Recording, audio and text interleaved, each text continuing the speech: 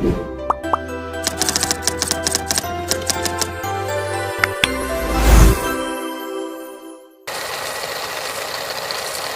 with the fans. Pose with the pose with the pose with the pose with the fans. Pose with the pose with the pose with the fans. Pose with the fans.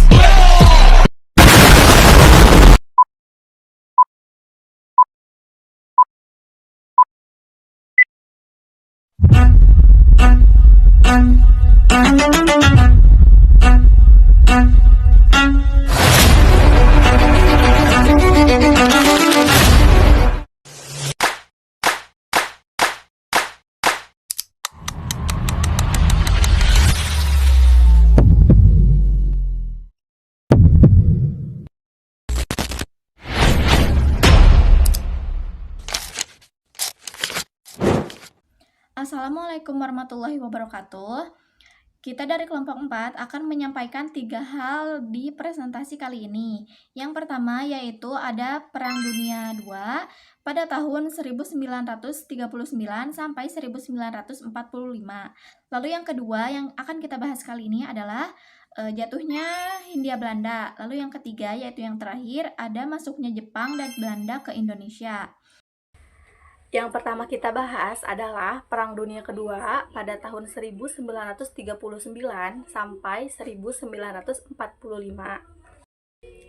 Perang Dunia Kedua adalah konflik global yang melibatkan dua aliansi yaitu blok poros Jerman, Italia, dan Jepang yang melawan blok sekutu Inggris, Amerika Serikat, dan Tiongkok. Yang menjadi pemicu utamanya adalah invasi Jerman ke Polandia pada 1 September 1939.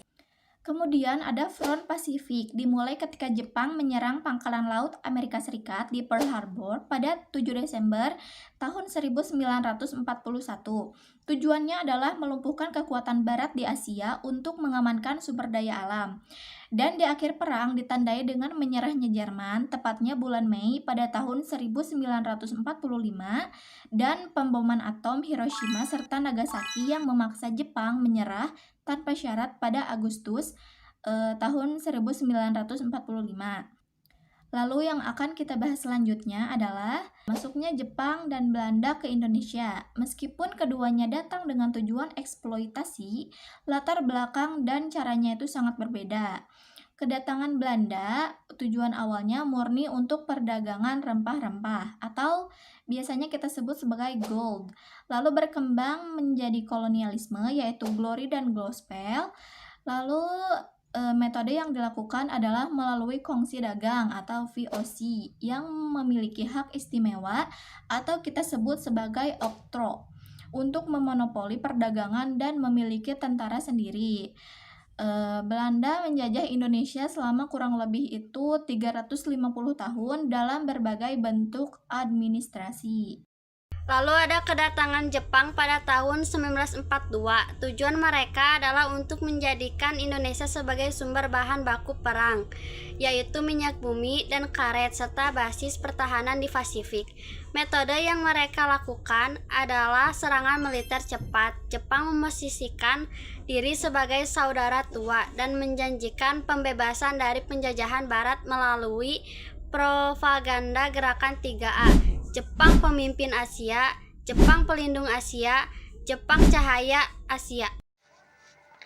Kemudian kita bahas nomor 3, yaitu jatuhnya Hindia Belanda. Proses reruntuhan kekuasaan Belanda di Indonesia terjadi sangat singkat setelah Jepang masuk ke Asia Tenggara.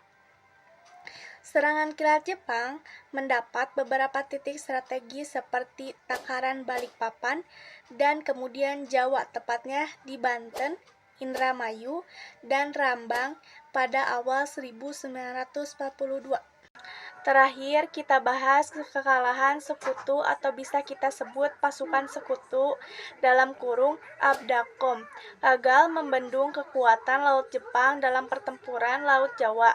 Perjanjian Kalijati pada 8 Maret 1942 ini titik balik sejarah Belanda menyerah tanpa syarat kepada Jepang di Kalijati, Subang, Gubernur Jenderal Tzar van Skenberg Stachauer mendatangi penyerahan kekuasaan kepada Jenderal Hitotsa Imamura.